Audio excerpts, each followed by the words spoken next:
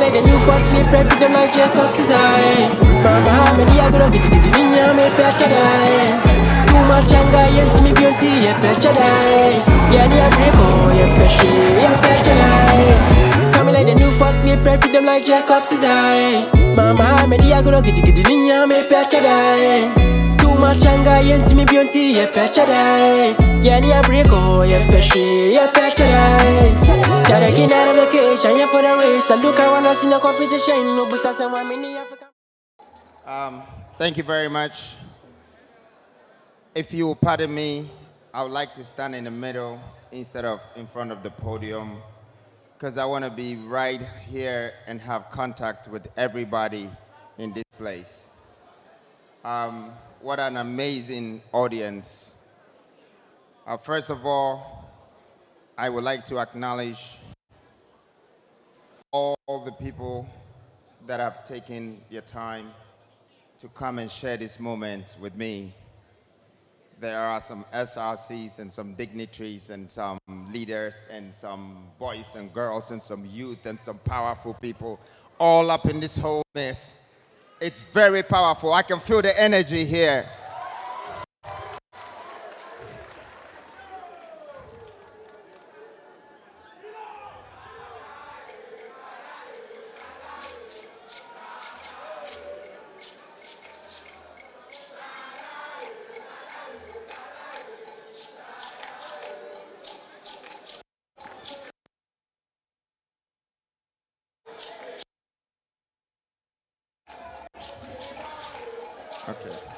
Okay.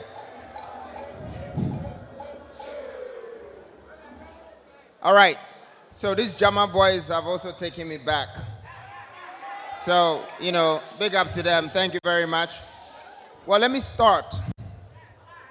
I would have loved to introduce a lot of people who have come here to support me, including the entire university, and the president, yourself, everybody, my wife, and my very good friend, Bundles, for representing me, in Tamale.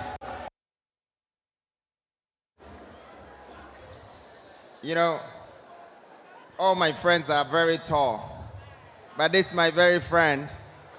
He's very cute. He's petite and he's powerful. And that's what we should see amongst ourselves. There is no way we can measure human beings.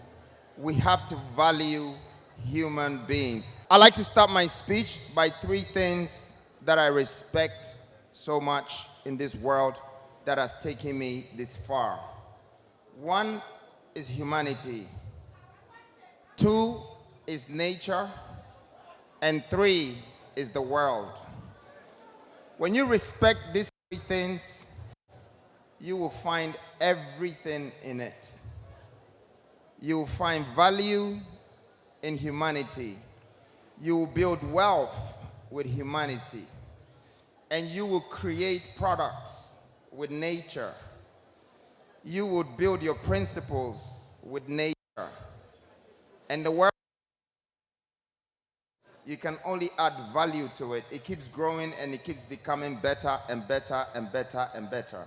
So I decided to make sure I'm one of the people that would go down in history with the legacy of adding value to humanity, value to nature, and value to this world. And that's the beginning of my story. That's where I began my journey from. I go by the name Nana Kwame Bediako, also known as Freedom Jacob Caesar. And tonight, I'm very happy to be in the midst of UDS. Guys, you don't understand. This vibe, Wizkid will bob to it. Davido will dance to it. Stonebwoy will perform to it. Shatter Bundles will move to it. Because this energy is powerful. And so I have embarked on a journey. And I'm not here to share a success story with you. I want to discuss with you, and I want to tell you how I got here. So tonight, this speech is going to be about one thing that you all might not take very serious, and that thing is time. So I want to start by sharing how I see time and what I am making out of time. This is how you're going to find out that your time is the most important thing in life. There is no such thing as life if you don't have time anymore. So your time is what you have to plan the most out of. I started by when I was just 8 years old. I wanted to do something for myself, for my mother, and for my brother. My mother was very poor. My brother was very bad. You know, these two things, if you have it in one house, you have to be very strong to grow, walking on the right path. I wanted to do something with my time, so I learned how to put my time together. By the time I was 11 years old, I was embarking on my first journey. Now, journey, why am I saying journey? Journey is something that I want everybody in this auditorium to take it serious, because right now, you have on a journey. You are in the university, you're far away from your parents, you're far away from your homes. You're taking decisions for yourself. So when you embark on journey, please make sure you take notes of these points I'm giving you. I might not be the smartest or the wisest person to educate you or to teach you how to become skillfully rich or successful, but I can share this knowledge with you because I believe the value of knowledge is for us to share it. So please take notes carefully. If you are embarking on a journey, you are going to get one benefit from that. It means you take decisions. Now, how many people are here that have thought of decisions being so powerful in their life? You see, there's one decision that you're going to take, and it's going to take you back 5 years. There's one decision that you're going to take, and it's going to move you 5 years ahead of your friends. So I want you to keep that. The minute that you accept today that you are on a journey going somewhere in life, the next thing that you need to do is to take a decision. And when I'm saying decision, take the right decision. You can take the wrong decision and it will take you back. You can take the right decision and it will take you forward. Now, what happens when you take decisions? You see, we're still talking about time. And your time is what is giving you the chance to do all of this. What happens when you take a decision? A lot of people in this world, including the people in the university and outside the university, everybody is looking for a choice. You just want a choice. That's a bad choice to do. Take a decision of what you want to become, what you want to do, and the choice will come in. After you take the decision, you will have a lot of choices along the way. Then after decisions are taken, you realize the greatest job in life: responsibilities. How many of you are responsible for someone else's life in this room? I want to see some hands up. Wow, you see? So you guys are just about to walk through the door. Somebody is responsible for you. That life is a karma. Your mind should be on you becoming the person that is going to be responsible for the next one that is coming or the one beside you. But you need to take decisions first before you get into responsibility. Now, I know a lot of people have been wondering, where did this boy come from? And all of a sudden, who is Jacob Caesar or Nana Kwame Bediako or this or that or that? No, I have come from a long way. The journey is what I'm trying to share with you, the stories. I have 11 qualities. And these qualities is what I'm trying to share with everybody in this room.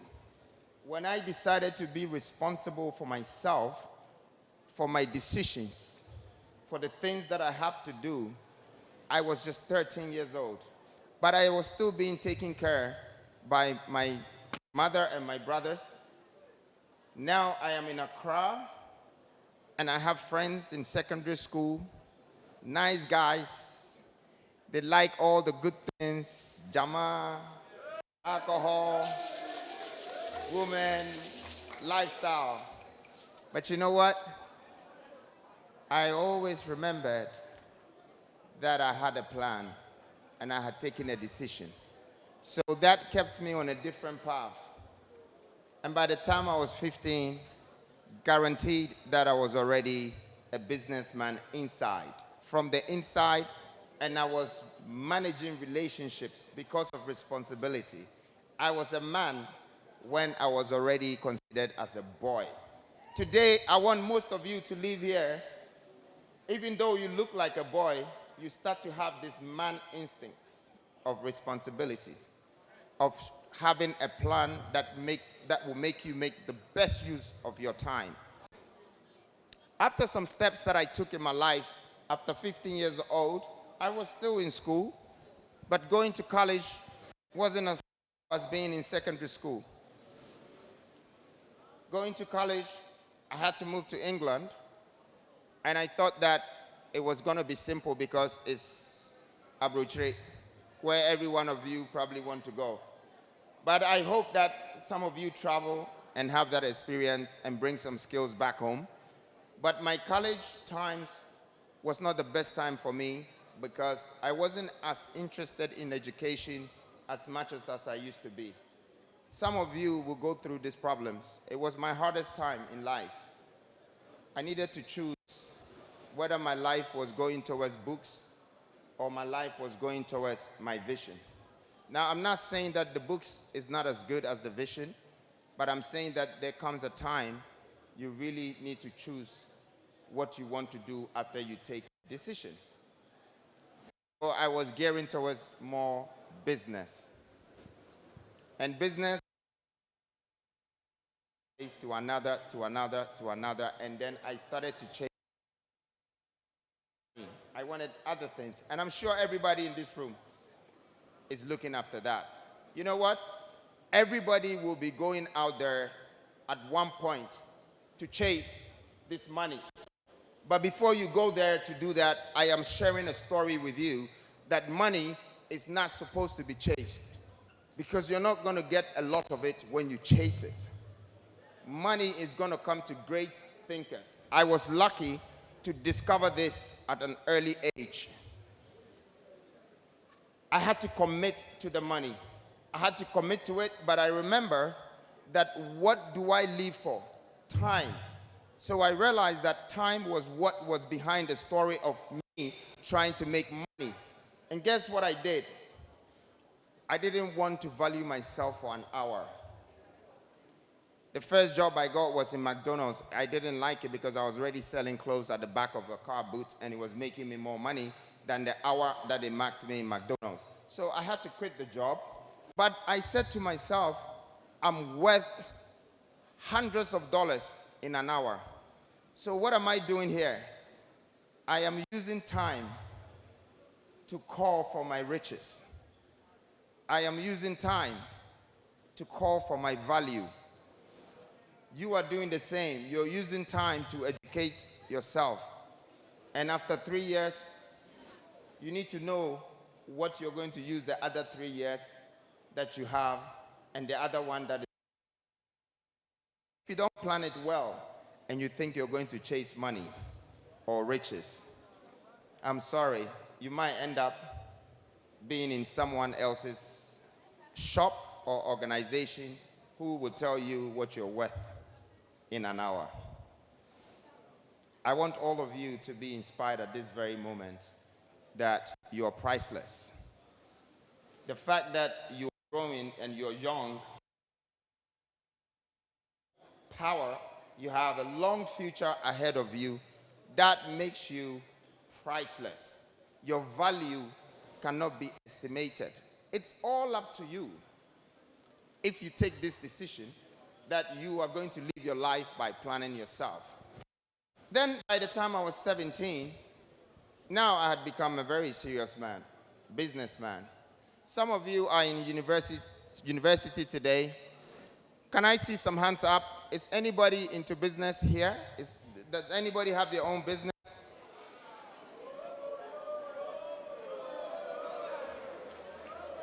Okay. Okay.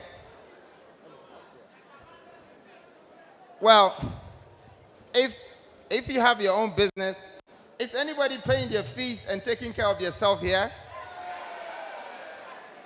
Well, shout out to all of you who are already responsible for their lives and for themselves. But don't be responsible for yourself alone. Remember, the woman and the man that raised you in that building is waiting for you to take care of them one day. And that's going to tell you that you don't have a lot of time left. So I would like to break down really what life and this time is for everybody. So I want by the time I leave here, you will see what time you have left. I am going to choose 70 years. It's a very long time for all of us to live. Okay? That by that time you become an old man or an old woman. Let's break the 70 years down so all of you can see the time you have left. Your first 5 years, you know nothing. Your last 5 years, you know everything, but you can't do anything. That's 1 decade gone. And every day you're going to sleep 6 hours, at least. So out of the 70 years that you've lost 1 decade, if you sleep 6 hours a day, that's 2/3. But let me be conservative and say, so now you only have 4 decades left. 40 years. That is if God will bless you to see 70 years old. Let's see what we can do with the 40 years. This is the only years you have in life. To spend 21 years of that time to educate yourself, to have a degree, to acquire a job, to become rich, successful, president, father, mother, have a grandchild, and build businesses and all of that. You have it in 4 decades. But out of the 4 decades, 20 years is going to go on education. So really, your greatest moment with for you to plan is 20 years. Am I speaking to people here? I mean, you probably never broke it down properly. But this equation, there is no teacher. There is no lecturer. There is nobody that is going to teach you this on campus. When I told you I'm coming to share my success story, I didn't mean that I'm coming to show you exactly how to make money. Nobody can teach you how to make money. There is no coaches that can coach people to make money. No, it's a lie. I came to share one of the biggest secrets with you so you can understand that if your 10 years, this very moment, life is saying good morning. It's very beautiful. You have no responsibilities, you have no problems. But the minute you turn 25, going to 30, life comes back and says, good afternoon. And as it's saying good afternoon, you're going with the time and time and time and time. By the time you hit 50, 55, the same life, good evening. And in your 60s, heading to your 70s, life simply says, good night. So if you didn't really do anything, please, don't blame anyone. Blame yourself. Because you didn't see the value of your time. Everyone in this space is supposed to understand that time is the most valuable aspect, the pinnacle of blessings, of riches, of wealth can only be accumulated with time. Now, this would probably let me voice out about the mask and the man behind the mask and the other man behind the mask. Other man and the other man. Because that man came with time. Now, you might say, what is he doing? He has a business. Why can't he concentrate on the business. He has money. Why can't he just spend his money and live life good? Why does he want to be in politics? No, I don't want to be in politics. I don't even understand politics. In fact, I don't even know how to become an assemblyman because I don't know anything about it.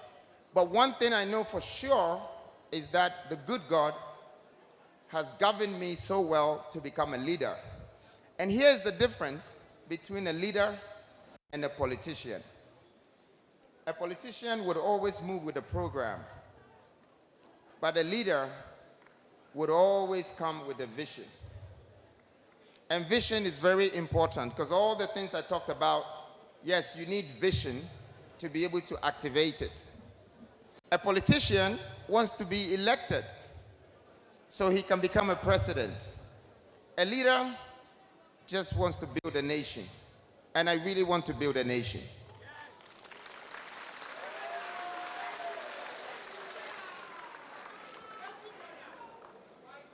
You see, I have been looking at a lot of people who have been leading Africa in the past 30 to 40 years. And one thing that they've been doing, that they've been practicing, which is common in every country, is promises. A lot of promises. I don't want to be the one that will promise you. It's not a good thing to practice. But I want to be that leader that you know that have a purpose, a vision, and the power to build, to add value, to create and earn, have wealth. This is what I have come for. Everything that I have started on this journey after my success story of business, because I am probably tired of just building assets and creating wealth and me looking like the one who is successful when you have more potential than me. I am finding a way to share this knowledge. So I have embarked on this journey to be able to move with the youth of this country. I think your voice really matters. And I think we should skip the noise and obey the voice. Whatever that is being heard or said in our heads, in our minds and our soul, that is what we need to do. The things that I used to hear in my head, I did not forgo them. I went and activated some energy in me. I activated my knowledge, my wisdom with courage, and I moved forward. I stepped and I did it. When I started my business in real estate, it was just 2 plots that I bought. And it was a very small size of land. But every time I went to the land, because it was the biggest thing I had in life, and I went to pray on it, and one day the voice said to me, why don't you build 2 houses on the 1 plot?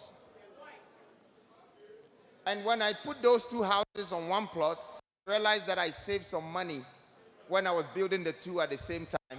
But when I was making the profit, it was just double. Boom. So I realized that the principle that I had chosen for my business was maximization, just to maximize the size of every space. I started with 2 houses on 1 plot. Today, I stand here to share with you, and you can actually check yourself that I have gone with maximization from 2 houses on 1 plot to 108 apartments on 1.5 plots, the biggest maximization. So, if you want to know where I'm getting some profit from real estate, it's not because I am building a lot of homes. It's because the spaces are being maximized. And so this wisdom and this knowledge behind this investment is what is bringing me a lot of wealth. But this is things that I want to share with you. When I got used to that, real estate diverted me into other sectors. I decided to go into commercial, and commercial was interesting for me because I had to start building hotels. And then I went into industrial. And then now, I don't know, some of you heard that I've got tigers. I bought 2 tigers, and I look scary by a man owning a tiger. No, no, no, no, no, no. These tigers will probably eat me if they are hungry themselves. But I wanted to make sure that in the whole of West Africa, North Africa, and East Africa, Ghana will become the first country that would be able to breed these tigers, because they said that it was impossible for them to survive here.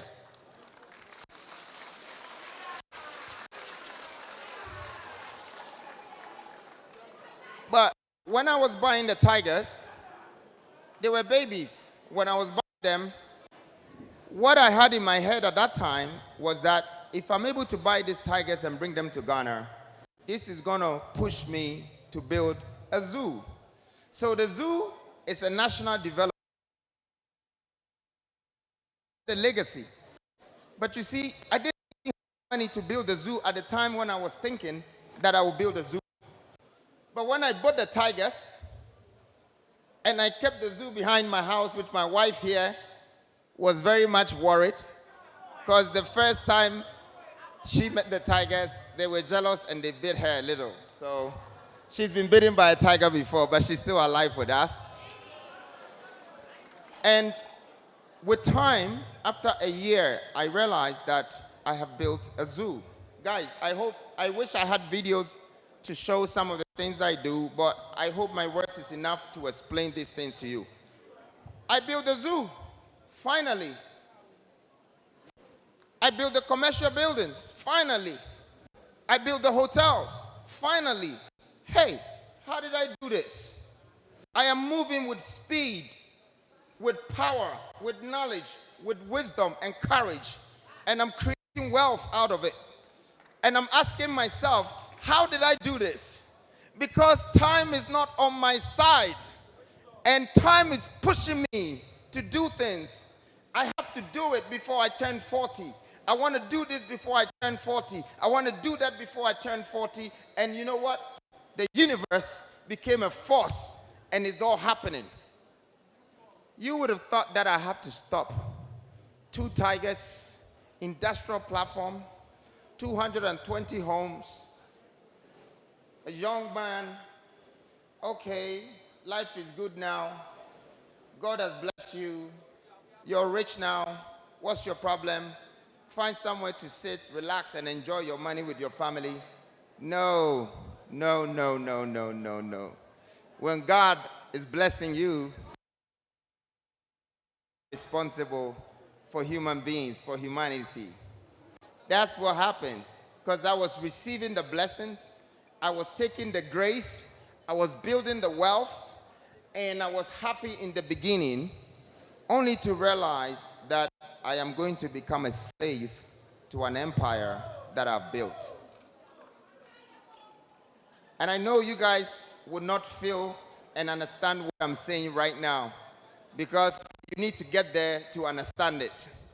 You need to climb there, and when you get there, you will see how lonely it is and how you have to come back down to serve humanity. So after all of this, I asked myself a question. In 21 years, that is the same years that when we were calculating life. That is the only years that you have to do something great after education and your sleeping time. In 21 years, I created all of these things with a team. Of course, you can't do it on your own. You have to learn to invest in people. You have to learn to take risk and chances. Okay, there's no such thing as luck. Chances will come for the minds that are prepared. So you have to prepare your mind. I brought in the Italians, I brought in the Portuguese, I traveled to China, I used them, I created speed, I was moving very fast, and I was not looking behind. So after 21 years, my interest in maximizing the spaces that has created me wealth has finally changed. Now, I no more want to build 128 apartments on 1.5 plots. You know why? Because I can do it over and over and over and over and over again, and it's boring now. So I had to take a new decision. So I started to look at the country, and I realized that all of a sudden there were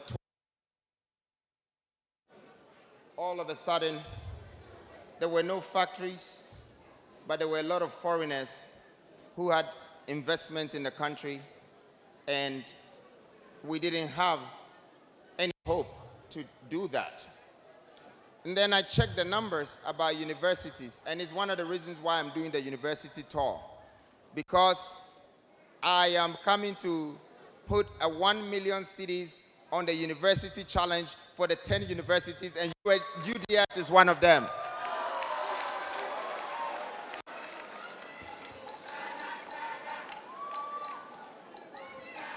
What's my time? UDS is one of them. Why did I decide to do this? And I'm going to tell you why, and you're going to understand me very well. I studied the numbers. There's 628,000 people that are graduating from Ghana every year. And out of the 628,000, less than 10% vacancies are available in this country. That's a big problem. Your problem is my problem. And even if you're not seeing that your problem is a problem to you, I've already seen it, and I'm coming with a solution for it. Now, what happens to the other 90%? They become jobless. And you want to know why? Because everyone in the university thinks that they're going to acquire a degree so they can get a job, a good job. Hey, what happened to another freedom? What happened to thousands of cheddar? Think business. So this money is a capital seed that I'm giving to the one that is going to win the best presentation of either a business that formulates around industrialization or governance for the nation or art center, anything to do with that presentation, and the best presentation wins that million, and the group would have to invest their money into that business that they presented to us. We will guide them until they walk on the path of success, so they can understand what success means. It's management, it's maintenance, it's money, keeping it and making sure it's spreaded right. If I can have just 100 people in university next year and thinking like entrepreneurs who are empowered to build wealth, the economy will start changing. The life will start changing, because I don't want you to leave this university without you making use of your network in either Legon or Kumasi or Takrade, and then the people that you have become friends with and partners with, you go out there. So now we all don't have to wait. We would have probably created jobs for even people in the university before we graduate.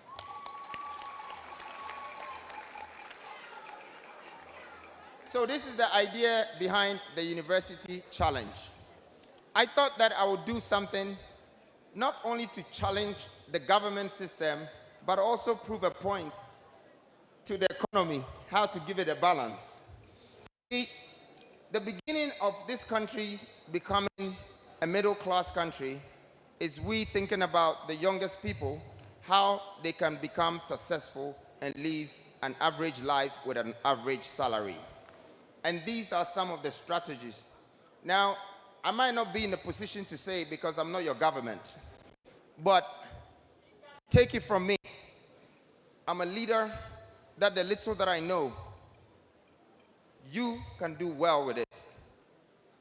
The little that I will share with you, you would at least get somewhere with it. I believe so. I have learned from different types of people. And these different types of people, some were very smart, but some were very dumb. What I learned from the dumb person is that I don't want to be like that. What I learned from the wise person is that, wow, if I can add my smartness to this wiseness, I will have superpower. So there is no problem when you win. You will earn. But sometimes you're going to fail. Don't worry. Learn. Learn and start again. Start all over again. I think that from today, we as the youth of Ghana, we are starting all over again with the mentality that we're going to calculate our time to build our future and create businesses around the world that we belong to. Your world is the university. I mean, I know everyone can feel the heat. I am hot myself, and I wanted to make sure that my video was played, so I wouldn't have to explain myself this long. But unfortunately, yeah, this place is under renovation, and we all have sat in the heat to listen to me, and I appreciate you very much. I pray that these words that I've shared with you, you're going to take with you, and you're going to build yourself to become a better person tomorrow. I would have myself available right after my speech, maybe 3 questions from the crowd. But in the meantime, I want to say to you that you coming here to listen to me alone is empowering me. You've made me realize that there are people out there that have seen me doing something that they want to find out about. So I want to say God bless you for that. God bless you for your time. God bless you for you believing in me.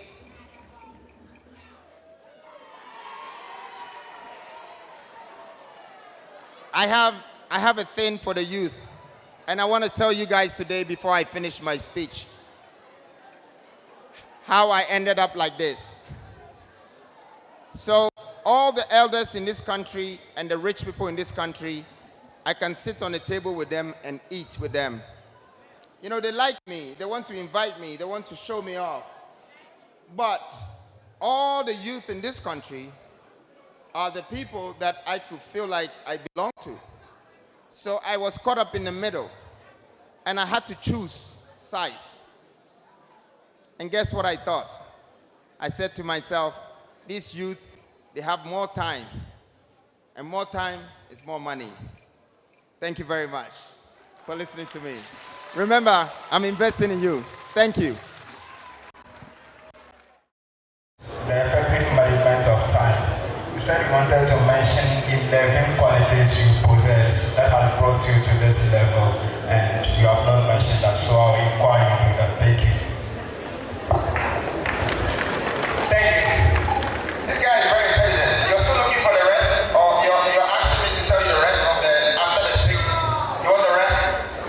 All right, let me just be very quick. Okay, so you cannot just be rich by being smart, taking decisions, doing all of this. Please, you need God. You need God. You need belief. You need to be able to believe in something.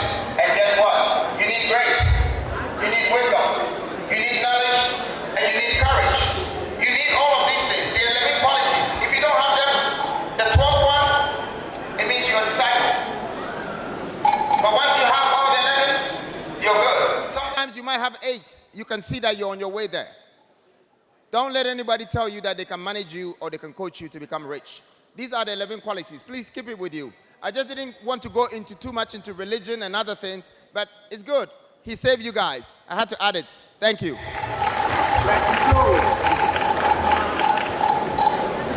my name is Zachary Sauda, ex-assistant president from Advanced Global College for Health Science. Please, you did mention a whole lot, but excuse me to say, I didn't hear you mention building hospitals. And looking at the system, especially our brothers and sisters who are doing medicine, they are so much unemployed, and it's worrying us. So please, I don't know if you can look into that, because building more hospitals will help employers and get jobs after we complete. Thank you very much. So this lady has asked a very powerful question. You know, when someone sees you building, they think you should build low-income houses, or you should build hospitals, you should build this, but I'm going to tell you what happens when I want to just build a low-income housing for the average people. Guess what? I will lose all my capital, because I'm going to build 2,000 homes, And then there will be no offices around it. There will be no businesses around it. The people that are going to live in the homes, they have to travel 20 kilometers a day to work, 20 kilometers back. In 8 years, they would have spent more money on transport than they're buying the house. So it's about our development in the nation. I have a strategy. I have a town planning strategy.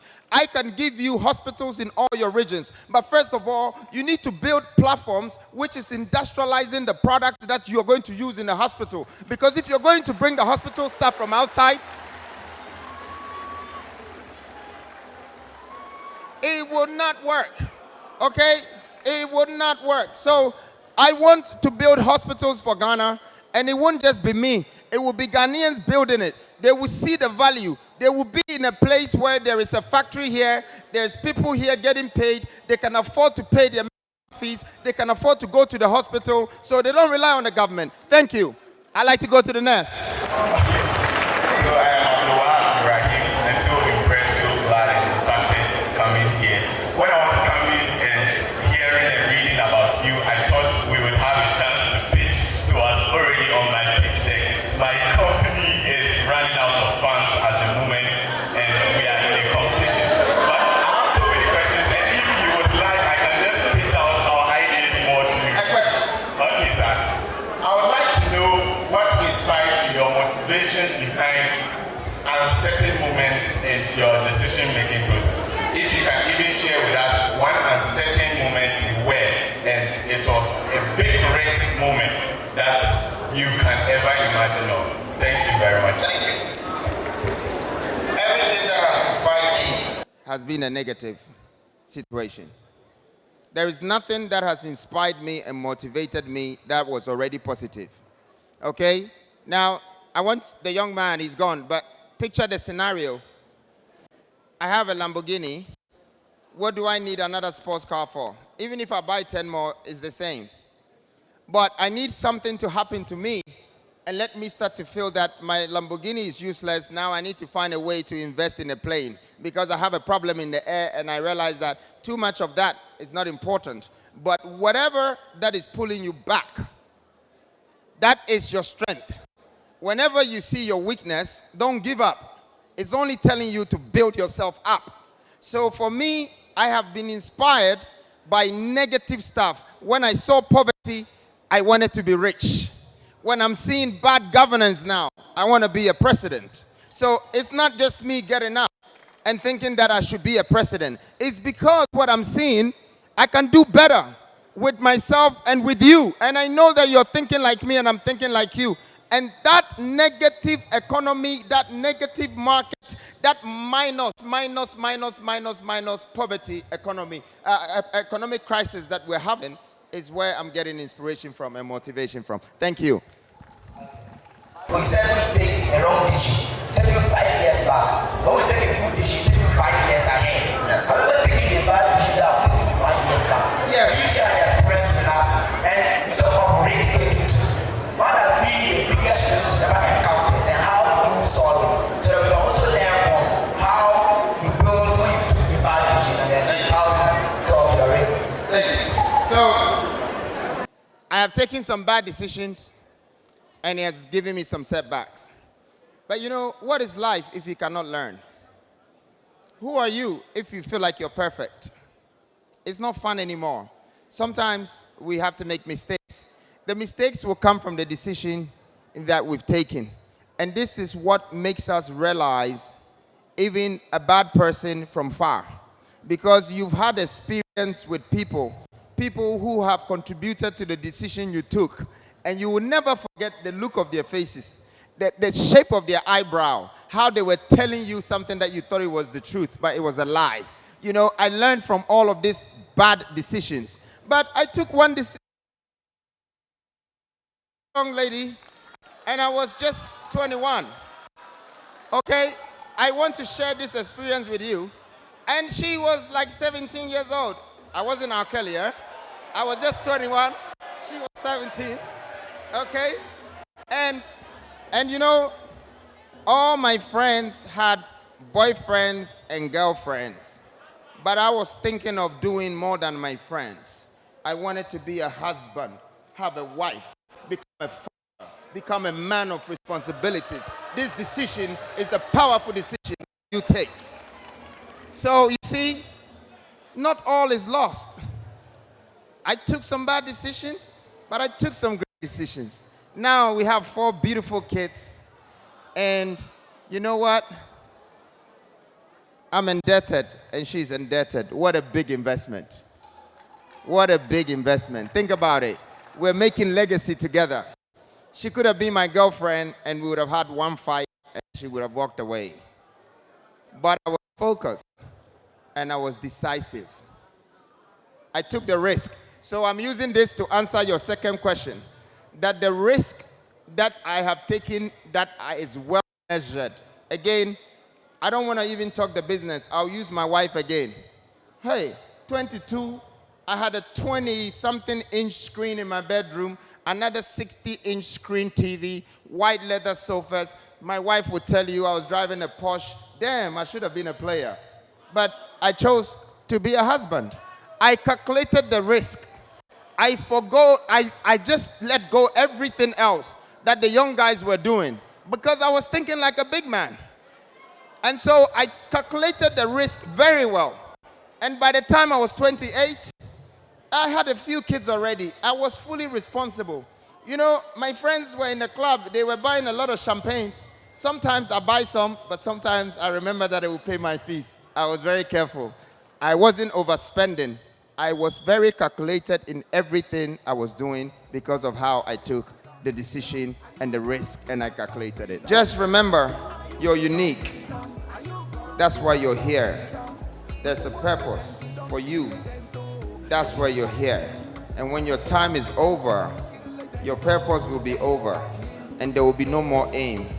The only thing that you'll be remembered by is your legacy. So please, just don't chase riches or try to build wealth, but make sure you follow your destiny and leave a legacy. Thank you very much, and God bless you all.